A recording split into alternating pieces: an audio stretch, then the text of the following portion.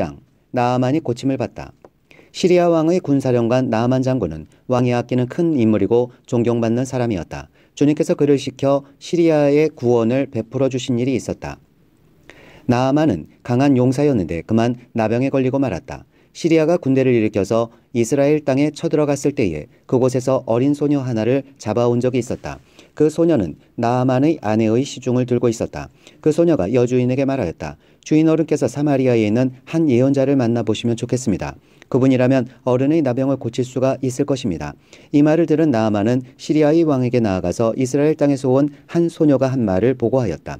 시리아 왕은 기꺼이 허락하였다. 내가 이스라엘 왕에게 편지를 써보내겠으니 가보도록 하시오. 나아만은 은 10달란트와 금 6,000개와 옷 10벌을 가지고 가서 왕의 편지를 이스라엘 왕에게 전하였다. 그 편지에는 이렇게 쓰여 있었다.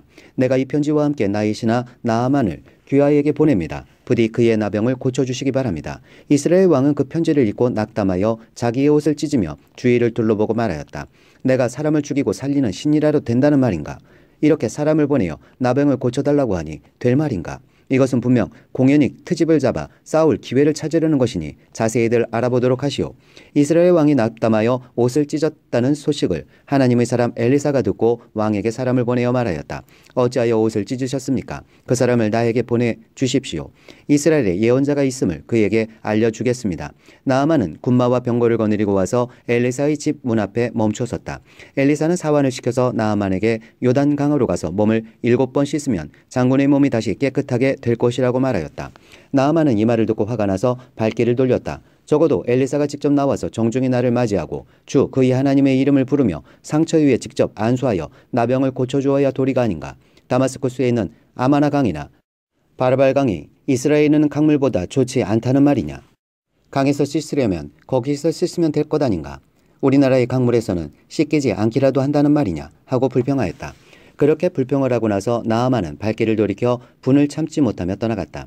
그러나 부하들이 그에게 가까이 와서 말하였다. 장군님, 그 예언자가 이보다 더한 일을 하라고 하였다면 하지 않으셨겠습니까? 다만 몸이나 씻으라는데 그러면 깨끗해진다는데 그것 좀 못할 까닭이 어디에 있습니까? 그리하여 나아만은 하나님의 사람이 시킨 대로 요단강으로 가서 7번 몸을 씻었다. 그러자 그의 살결이 어린아이의 살결처럼 새 살로 돌아와 깨끗하게 나았다. 나아만과 그의 모든 수행원이 하나님의 사람에게로 되돌아와 엘리사 앞에 서서 말하였다. 이제야 나는 온 세계에서 이스라엘 밖에는 하나님이 계시지 않다는 것을 알게 되었습니다. 부디 예언자님의 종인 제가 드리는 이 선물을 받아주십시오. 그러나 엘리사는 내가 섬기는 주님께서 살아계심을 두고 맹세하지만 나는 그것을 받을 수가 없소 하고 사양하였다. 나아만이 받아달라고 다시 권하였지만 엘리사는 끝내 거절하였다. 나아만이 말하였다. 정 그러시다면 나귀 2마리의 실을 만큼의 흙을 예언자님의 종인 저에게 주시기 바랍니다. 예언자님의 종인 저는 이제부터 주님 이외의 다른 신들에게는 번제나 희생제를 드리지 않겠습니다. 그러나 한 가지만은 예언자님의 종인 저를 주님께서 용서하여 주시기를 바랍니다.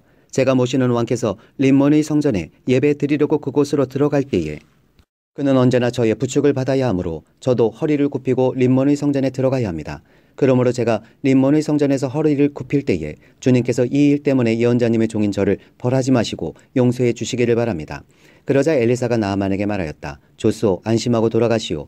이렇게 하여 나아만은 엘리사를 떠나 얼마쯤 길을 갔다. 그때 하나님의 사람 엘리사의 시종인 게하시가 이런 생각을 하였다. 나의 주인께서는 이 시리아 사람 나아만이 가져와 손수 바친 것을 받지 않으셨구나. 주님께서 살아계심을 두고 맹세하지만 내가 그를 뒤쫓아가서 무엇이든 좀 얻어와야 하겠다. 그래서 게하시는 곧 나아만을 뒤쫓아 달려갔다. 나아만은 자기를 뒤쫓아 달려오는 사람을 보고 그를 맞이하려고 수레에서 내려 별일 없지요 하고 물었다. 게하시가 대답하였다. 별일은 없습니다만 지금 주인께서 나를 보내시면서 방금 에브라임 산지에서 예언자 수련생 가운데서 2 젊은이가 왔는데 그들에게 은 1달란트와 옷 2벌을 주면 좋겠다고 말씀하셨습니다. 그러자 나아만은 드리다뿐이겠습니까? 2달란트를 드리겠습니다 하고는 게하시를 강권하여 은 2달란트를 두 자루에 넣고 옷 2벌을 꺼내어서 2 부하에게 주어 게하시 앞에서 메고 가게 하였다. 언덕에 이르자 게하시는 그들의 손에서 그것을 받아 집 안에 들여놓고 그 사람들을 돌려보냈다. 그리고 그가 들어가서 주인 앞에 서자 엘리사가 그에게 물었다. 게하시야, 어디를 갔다 오는 길이냐? 그러자 그는 예언자님의 종인 저는 아무데도 가지 않았습니다 하고 말하였다. 그러나 엘리사는 게하시에게 이렇게 말하였다. 어떤 사람이 너를 만나려고 수레에서 내릴 때에 내 마음이 너와 함께 거기에 가 있지 않은 줄 알았느냐. 지금이 은을 받고 옷을 받고 올리브 기름과 포도나무와 양과 소와 남녀 종을 취할 때냐. 그러므로 나아만의 나병이 내게로 옮아갈 것이고 내 자손도 영원히 그 병을 앓을 것이다. 게하시가 엘리사에게서 물러나오니 나병에 걸려 피부가 눈처럼 하얗게 되었다. 6장 도끼를 찾다. 예언자 수련생들이 엘리사에게 말하였다. 보십시오. 우리들이 예언자님을 모시고 살고 있는 이곳이 우리에게는 너무 좁습니다. 우리가 요단으로 가서 거기에서 들볶감을 각각 하나씩 가져다가 우리가 살 곳을 하나 마련하는 것이 좋겠습니다. 이 말을 듣고 엘리사는 그렇게 하는 것이 좋겠다고 대답하였다. 한 사람이 엘리사도 함께 가는 것이 좋겠다고 하니 엘리사도 같이 가겠다고 나서서 그들과 함께 갔다. 그들이 요단에 이르러 나무를 자르기 시작하였다. 그때에 한 사람이 들볶감을 찍다가 도끼를 물에 빠뜨렸다. 그러자 그는 부르짖으며 아이고 선생님, 이것은 빌려온 도끼입니다 하고 소리쳤다. 하나님의 사람이 물었다. 어디에 빠뜨렸느냐? 그가 그곳을 알려주니 엘리사가 나뭇가지를 하나 꺾어서 그곳에 던졌다. 그랬더니 도끼가 떠올랐다. 엘리사가 그것을 집어라 하고 말하니 그가 손을 내밀어 그 도끼를 건져내었다. 시리아의 군대를 물리치다. 시리아 왕이 이스라엘과 전쟁을 하고 있던 무렵이다. 그가 신하들과 은밀하게 의논하며 이러이러한 곳에 진을 치자고 말하였다. 그러자 하나님의 사람이 이스라엘 왕에게 사람을 보내어 시리아 사람들이 거기에 진을 칠 곳이 이러이러한 지역이니 그곳으로 지나가는 것은 삼가라고 말하였다. 이러한 전가를 받은 이스라엘 왕은 하나님의 사람이 자신에게 말한 그곳에 사람을 보내어 그곳을 엄하게 경계하도록 하였다. 그와 같이 경계한 일이 한두 번이 아니었다. 이 일 때문에 시리아 왕은 화가 머리끝까지 나서 신하들을 불러 모아 추궁하였다. 우리 가운데서 이스라엘 왕과 내통하는 자가 없고서야 어찌 이런 일이 있을 수 있단 말이냐. 신하 가운데서 한 사람이 말하였다. 높으신 임금님, 그런 것이 아닙니다. 이스라엘은 엘리사라는 예언자가 있어서 임금님께서 침실에서 은밀히 하시는 말씀까지도 다 알아서 일일이 이스라엘 왕에게 알려줍니다. 시리아 왕이 말하였다. 그가 어디에 있는지 가서 찾아보아라. 내가 사람을 보내어 그를 붙잡을 것이다. 어떤 사람이 그 예언자가 도단에 있다고 왕에게 보고하였다. 왕은 곧 그곳에 기마와 병거와 중무장한 강한 군대를 보내어서 밤을 틈타 그 성읍을 포위하였다. 하나님의 사람의 시종이 아침에 일찍 일어나서 밖으로 나가보니 강한 군대가 말과 병거로 성읍을 포위하고 있는 것이 아닌가. 그 시종이 엘리사에게 와서 이 사실을 알리면서 걱정하였다. 큰일이 났습니다. 선생님, 어떻게 하면 좋습니까? 엘리사가 말하였다. 두려워하지 말아라. 그들의 편에 있는 사람보다는 우리의 편에 있는 사람이 더 많다. 그렇게 말한 다음에 엘리사는 기도를 드렸다. 주님, 간구하오니 저 시종의 눈을 열어주셔서 볼 수 있도록 해주십시오. 그러자 주님께서 그 시종의 눈을 열어 주셨다. 그가 바라보니 온 언덕에는 불말과 불수리가 가득하여 엘리사를 두루 에워싸고 있었다. 시리아 군대들이 산에서 엘리사에게로 내려올 때에 엘리사가 주님께 기도하였다. 주님, 이 백성을 쳐서 눈을 멀게 해주시기를 간구합니다. 그러자 주님께서는 엘리사의 말대로 그들을 쳐서 눈을 멀게 하셨다. 엘리사가 그들에게 말하였다. 이 길은 당신들이 가려는 길이 아니며 이 성읍도 당신들이 찾는 성읍이 아니니 나를 따라오시오. 내가 당신들이 찾는 그 사람에게로 데려다 주겠소. 이렇게 하여 엘리사는 그들을 사마리아로 데리고 갔다. 그들이 사마리아에 들어서자 엘리사가 주님, 이들의 눈을 열어서 보게 해주십시오 하고 기도하였다. 주님께서는 그들의 눈을 열어주셨다. 그들은 비로소 자기들이 사마리아 한가운데에 있는 것을 알게 되었다. 이스라엘 왕이 그들을 보고 엘리사에게 말하였다. 이스라엘의 아버지께서는 말씀해 주십시오. 그들이 눈을 뜨고 보게 되면 쳐서 없애버려도 됩니까? 엘리사가 말하였다. 쳐서는 안 됩니다. 그들을 칼과 활을 가지고 사로잡았습니까? 어찌 임금님께서 그들을 쳐 죽이시겠습니까? 차라리 밥과 물을 대접하셔서 그들이 먹고 마시게 한 다음에 그들의 상전에게 돌려보내시는 편이 좋겠습니다. 그리하여 왕이 큰 잔치를 베풀어서 그들에게 먹고 마시게 한 다음에 그들을 보내니 그들이 자기들의 상전에게로 돌아갔다. 그로부터 시리아의 무리들이 다시는 이스라엘 땅을 침략하지 못하였다. 포위된 사마리아에 기근이 들다. 그러나 그런 일이 있은 지 얼마 뒤에 시리아 왕 베나닷이 또다시 전군을 소집하여 올라와서 사마리아를 포위하였다. 그들이 성을 포위하니 사마리아 성 안에는 먹거리가 떨어졌다. 그래서 나귀머리 하나가 은 80세겔에 거래되고 비둘기똥 4분의 1 갑이 은 5세겔에 거래되는 형편이었다. 어느 날 이스라엘 왕이 성벽 위를 지나가고 있을 때에 한 여자가 왕에게 부르짖었다. 높으신 임금님, 저를 좀 살려주십시오. 왕이 대답하였다. 주님께서 돕지 않으시는데 내가 어찌 부인을 도와줄 수가 있겠소?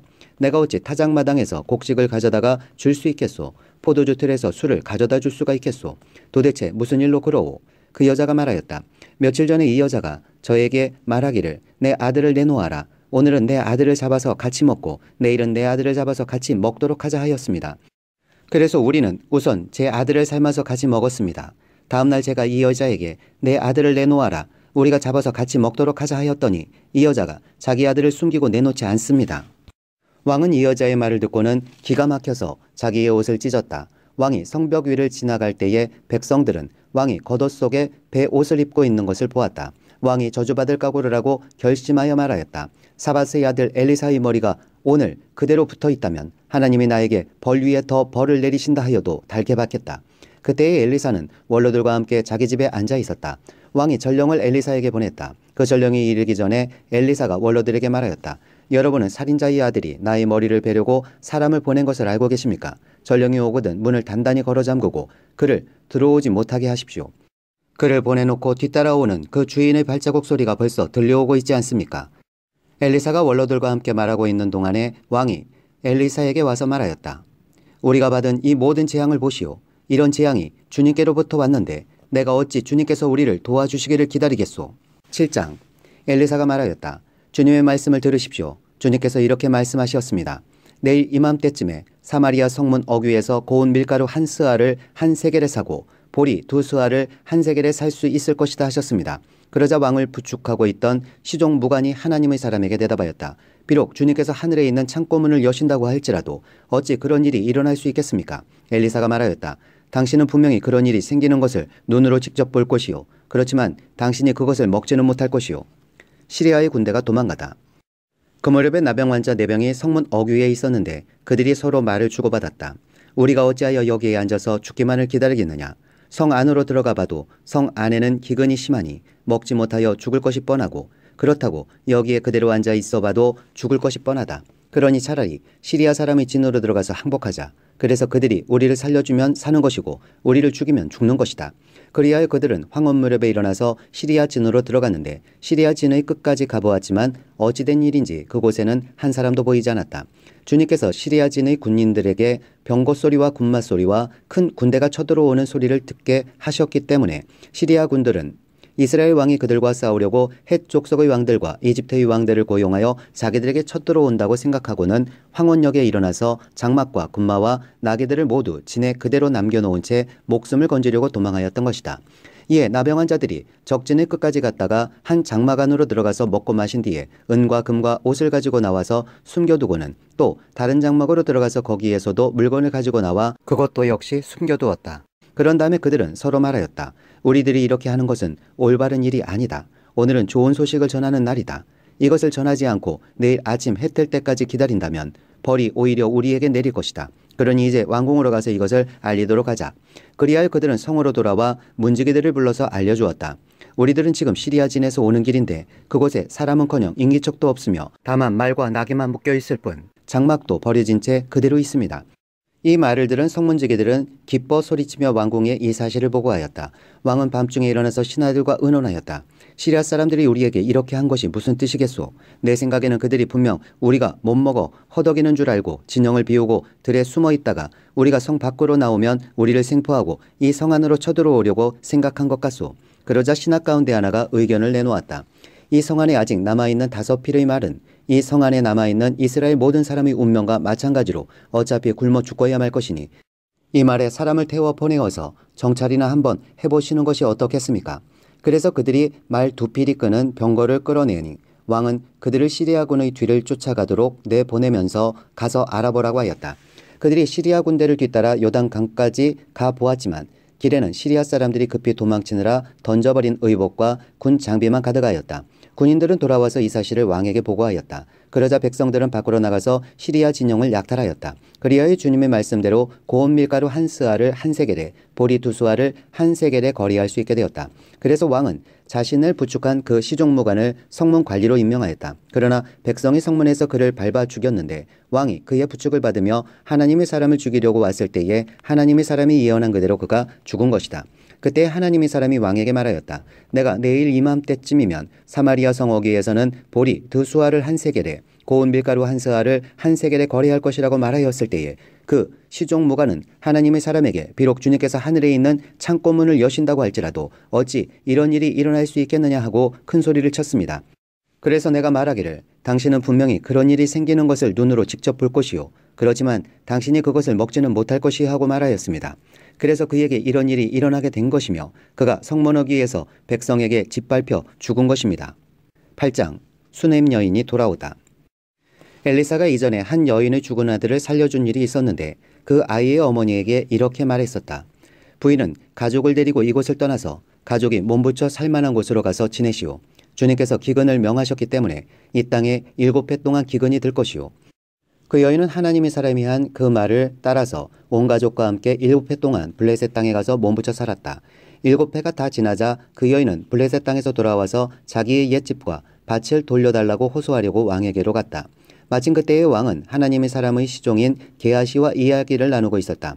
왕이 게하시에게 엘리사가 한 큰 일들을 말해달라고 하였다. 그래서 게하시는 왕에게 엘리사가 죽은 사람을 살려준 일을 설명하고 있었다. 바로 그때에 엘리사가 아들을 살려준 그 여인이 왕에게 와서 자기의 집과 밭을 돌려달라고 호소한 것이다. 게하시는 높으신 임금님, 이 여인이 바로 그 여인입니다. 그리고 이 아이가 엘리사가 살려준 바로 그 아들입니다 하고 말하였다.